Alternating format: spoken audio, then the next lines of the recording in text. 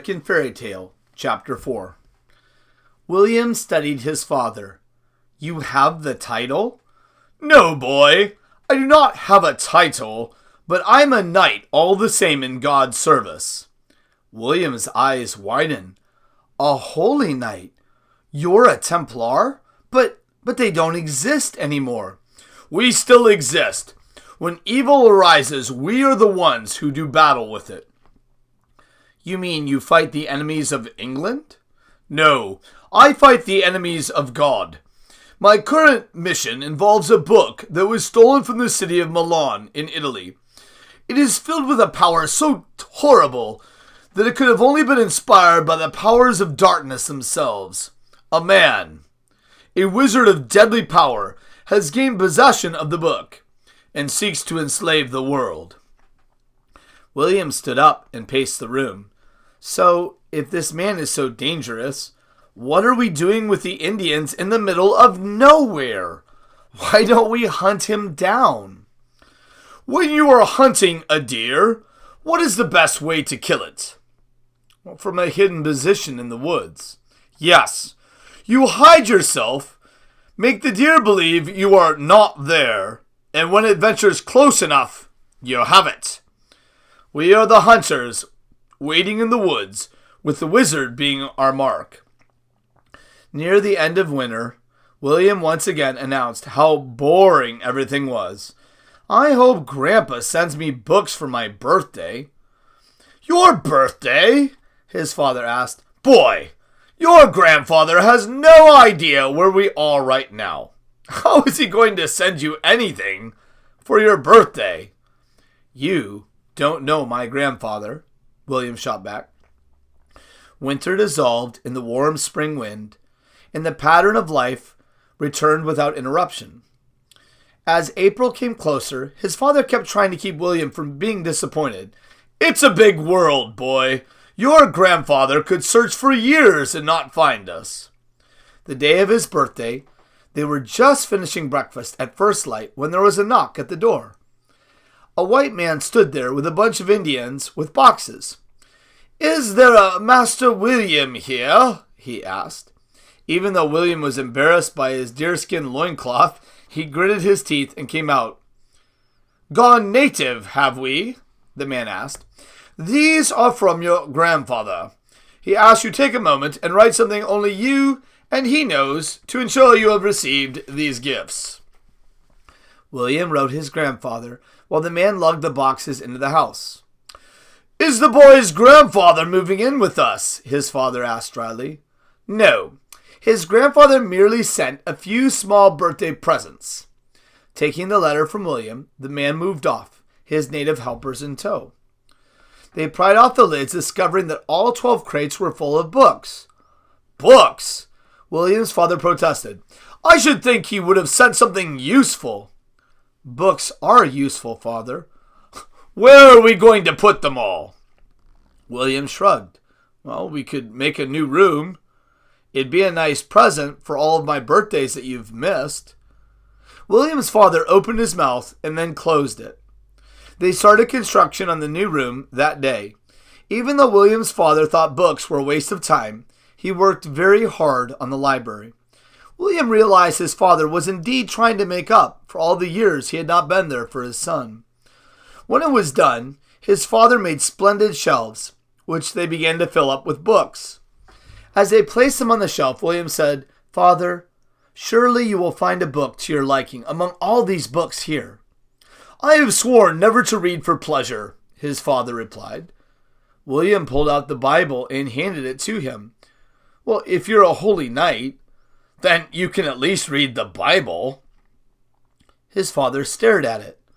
I've never read the Bible before, he said distantly. After that, the two would read for a short time before bed every night. William's father chose to start at the beginning of the Bible and read it through. He soon was enthralled. He would often comment the next day on something he had read the night before. Since his father was a man of few words, this was a surprise to William.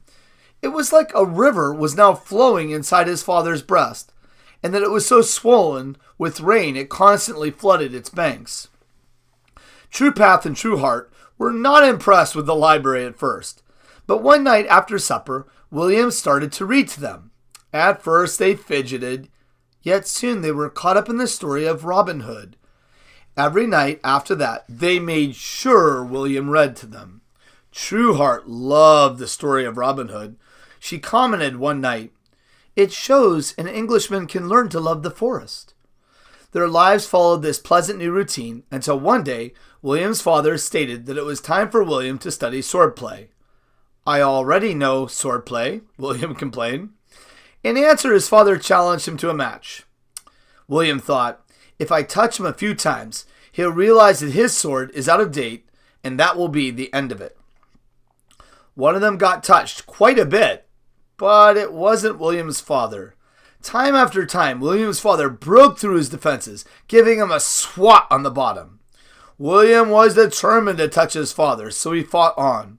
When the pain was so great he could not sit down, William finally yielded. He ate and read standing up that night. Even though he was tired, William had to stand beside his bed until he was so tired he collapsed into it, falling asleep instantly. The next day, his father quipped, "Looks like I've made up for all the spankings I've missed, too." William was given a broadsword and received daily instruction. Now his routine included sword fighting with everything else crowded into the day. It made the end of the day's reading even sweeter. One hectic day, William threw up his hands, complaining, "When your enemy finally gets here, father, we will be too busy even to notice him." His father retorted, "Perhaps he'll come and listen to a story before he attacks us." For some reason, his father thought this was very amusing. Trueheart planted a garden for them and tended it daily. When William asked her about it, she told him that the Chickasaw men did the hunting and fighting, leaving the women with the farming. "But I thought in your tribe, the Choctaw men help with the crops too." A sly smile came back. She said in French, "When in Rome, do as the Romans." Trueheart and Truepath were at Son's house so often they might as well have been members of the household. The Chickasaws didn't care because they were Choctaw and not really part of their tribe. They enjoyed the evening stories very much, discussing them the next day during the daily routine. In the summer, William read 1001 Nights. Since William's father had been in that part of the world, they would at points ask him to explain parts of the story. He would laugh and claim that his experiences did not include magical creatures and such things, but then he would answer their questions anyway. Toward the end of summer, William started to read Robinson Crusoe. Everyone, even William's father, in spite of his vows, liked the book. The daily chores were done, training endured, hunting and cooking accomplished with the anticipation of the book. They were halfway through it when a message came from the Choctaw Indians. Truepath's father had died in a battle against the Creeks, as well as several other warriors in their village. He was to come home immediately. "Father," William asked, "can I give him the bow we are currently using?" His father gave him a sharp look. "Boy, I like Truepath, but we only have one of each weight for training bows. You've moved up to this one recently, and the next one is a bow like mine." "Father, I promise I will build strength day and night. Only, let me give Truepath the bow." His father laughed. "All right, Jonathan, you may give David your bow."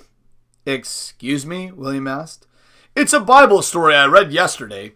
Jonathan had a best friend named David. To show David how much he valued him as a friend, Jonathan gave David his bow, with several other things. This morning I was reading about Jonathan shooting at a target with a bow. I think he was an archer, son, and for an archer to give his bow to a friend, well, that friend must be special indeed." He paused. "It's odd that I should read the story right before you wanting to give your best friend a bow." William wondered, is this Choctaw Indian really my best friend? It was then William realized that he was. This savage that ran around in a deerskin loincloth was a dear friend. With pride, William handed him the bow. Truepath's eyebrows went up. "I cannot take your bow," he said simply.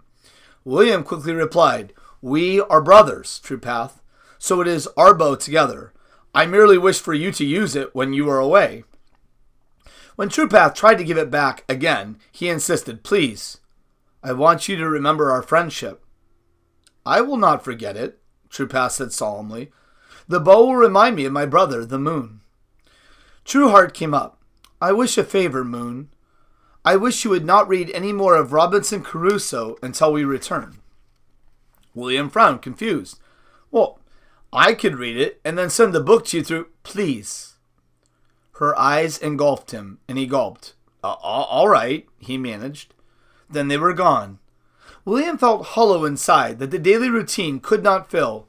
He tried reading Gulliver's Travels, but kept putting it down, wishing his friends were there. One particularly gloomy night, William had just closed the book when his father burst out laughing. William asked him what was so funny. "These men come to David claiming to have news of King Saul's death, which they think will make him happy. It doesn't. He kills them." Noticing William's expression of surprise, he quickly added, "It all makes sense when you know the story. Could you read it to me?" William's father stared at him for a moment. "Well, I would be honored." After that, they read the Bible every morning and night. His father, who was quiet and reserved, came alive when he read. One night he commented, Boy, I have killed in the name of the God of the Bible. But I really didn't know much about him. I took vows for him anyway, offering him things without asking what he wanted. Now I am learning about him, and it makes me question everything I have always believed." Winter came with its cold, horrible rains.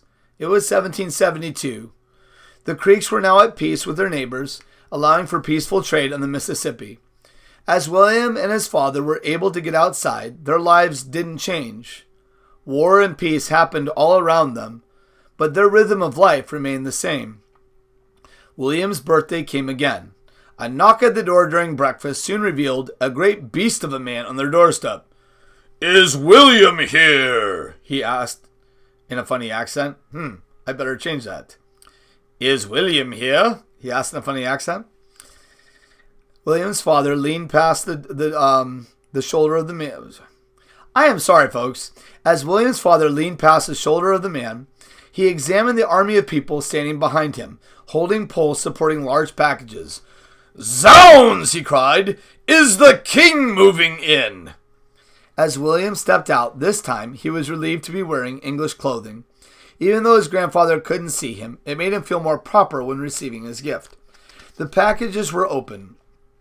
There were beautiful stuffed chairs with exquisite tables and ornate lamps to go on them. William could tell his father was about to snap and make them take all the things back until he saw a fine oriental rug.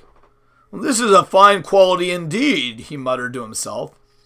Next he saw an expensive chess set and a table to go with it. More chairs and other items. There was no talk about sending anything back. He mumbled, "Chess is good for the mind." William wasn't sure how they were going to fit everything in, but he was glad they weren't sending the gifts back. A tailor took William's measurements, and then an army of men altered several outfits for him. They were very fine clothes, suited more for a king's court than for the hills of the New World. The bright clothes made everything else seem drab, and William suddenly longed for his grandfather's estate. He missed visiting the factors, nobility, and the craftsmen of London. He missed the theater and discussing it with grandfather afterwards. He missed his three teachers. Most of all, he missed his grandfather. Since the rug was so large, his father built another room for it. Down went the beautiful rug with the chest set atop it. Then his father moved the huge library in as well, with the overstuffed chairs. The old library room became William's room. Chess now took up their evenings after Bible reading. The years passed with the usual hunting, training, reading, and playing. As the next winter came upon them, William was hitting the targets at 100 paces with very nice groupings. As the first winter rain started to fall, William went to pick up his arrows, proudly noticing he hit 7 times out of 7. "Father, I have become a good archer." His father shrugged. "You're getting better," he allowed. "When will I be allowed to seek my fame and fortune in the wide, wide world?" "When you are ready," came the quiet reply. I should hope by now you'd have realized how rich you are here." William frowned at this. Sometimes father said the oddest things. 1773 came with no relief to the tedium of daily life. "I feel like I'm training for the sake of training," he complained to his father. "Patience, boy, patience." Yet his father was growing restless too, though William could not figure out why. One day, during a rare snowstorm in late January, his father paced the room. Finally, in despair, he exclaimed, "I, who have been God's instrument of vengeance on others, now feel his baleful eye on me. O wretched man that I am." William tried to tell his father that he was merely longing for spring, but his father would not listen. William gave up and went back to reading the Canterbury Tales. His father's dark mood did not go away. It stayed with him right up to William's birthday. This year, the caravan of goods featured a beautiful dining room table with expensive chairs, a case of china plates with a wooden cabinet, silver cutlery, pots and pans with a cabinet for them, and a few new books. With a sigh, his father started planning for a new room. A Frenchman came too. Grandfather wanted a portrait of William. William was sure that any other year his father would have booted the man and his paints to the river. But this year he was so depressed that he allowed it. For 2 weeks the Frenchman slaved away in the picture until he was satisfied. "I will finish the rest back in civilization," he declared. When he left, life tried to resume in its normal footing, but William's father grew more despondent. A few days later, William found out a possible cure for his father's emotional malaise. One of the new books grandfather had sent was called Pilgrim's Progress. As he read the book, he found its principal character in the same emotional state as his father and read with growing excitement. "Father," he exclaimed, "this book has the answer to your sorrows. This character is just like you. Do read it, please." Grumbling, his father said, "I'm already guilty of 1,000 sins. What is one more? I'll break my vow and read the book." His father was riveted. William had to tend things for several days on his own, as all his father did was read and reread Pilgrim's Progress, along with reading the Bible too. One day his father came out of the library yelling, "I'm saved! My burden is gone!" Running up to William, he exclaimed, "I've been trying to earn God's favor through good works. Now I have his favor." "Another vow?" William asked. "No, a gift. I asked Jesus to take away my sins and to be my sovereign, and he did. I have been reborn." William couldn't see how praying a prayer would change someone's life that much, but he didn't want to be rude. Whatever makes him happy, I guess, he thought. His father did become happier, and he talked about the Bible a lot more. He even talked about it to the Indians, and that was very different. This new born-again father had him do the same old routine, so for William, not much had changed. Early that fall, his father said he needed to go down to the river and send some messages. "I think you're ready to manage our affairs without my presence. I'll be back before the month is out." "What affairs? All we do is survive and train." "Those affairs, though they are far more important, Those affairs, though, are far more important than you think." With that, his father was gone. A week passed. Sword forms were practiced, arrows shot, and new ones made. Game was taken in, hunting, the garden harvested, but nothing new happened. Then one morning, True Heart and True Path came to visit. William was elated. He showed them the new room, made them food, and visited with them. When he and True Path started to shoot arrows, the reason for the visit was revealed. True Path said, "I need your guidance, Moon. As the moon guides my people with its light, so I am in need of your wisdom." William paused as he pulled an arrow from the quiver.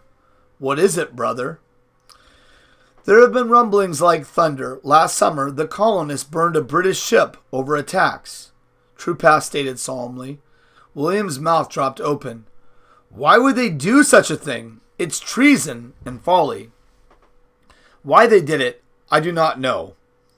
But the fact is, they did it, is troubling. War comes. I can feel it. War? Farmers and shopkeepers taking up arms against the greatest military in the world? They would have to be mad. Truepath shrugged. If a storm is coming, it will find my people ill-prepared. Some have grown tired of all this fighting and are planning on moving west. Others do not trust the English. After all, it is hard for the dog attacking a man for so many years to suddenly accept that man as his new friend. William laughed. Why are you worrying about this, friend? The adults will do what they will do regardless of our opinions. All we can do is make the best of it. Truepath shook his head. You have a strong grandfather and father, but my village does not have this. We have been hurt badly in the war with the Creeks. The old one now, in charge, changes his mind daily to match the direction of the wind.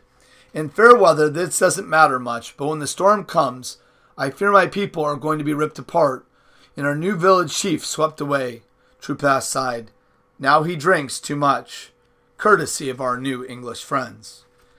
William lowered his bow. What do you think your people should do? I do not know. This is why I came to talk to you, Truepath said with a smile.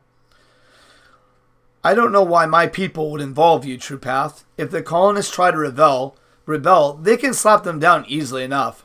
I'd stay neutral. It's not your fight anyway. Truepath sighed. I fear it might become my fight. The colonists are no friends of mine. They lust after our land, never content with what they have. They may not be my enemy today, but they will be tomorrow. Yet I am also ill at ease with the British. They view us with contempt, not even with the fondness one generally has for his pet animals. A man that holds me with little regard can hardly be considered a friend. Well, maybe they only need to get to know you like I did. I see you as more than a man. I see you as a friend. Truepath smiled. Well named you are, Moon. Although you give a little light to see my path by, you do brighten my life, and I am grateful. Let us stop jabbering in the wind and shoot. They shot and hunted together that day. Trueheart fixed dinner, and the three settled down afterward to a chapter of Robinson Crusoe. The read lasted longer than usual, and then they went to bed. William's friends stayed for a week. Somehow their mere presence and the shared experience made a huge difference. When they left, William reflected that a few years ago he couldn't have imagined two savages becoming his close friends. His father was not back in a month, or even 2 months. The first snow was lightly coating the ground when he came striding out of the woods. William called out to his father, The Chickasaw missed you during their harvest game of stickball. They did poorly against the visiting tribe, and they were not happy about it. The other chief bragged that they did not have their great white spirit with them, and, Boy! William quieted at the hard tone. My enemy may be here. There is much to do. End of chapter 4 of American Fairytale.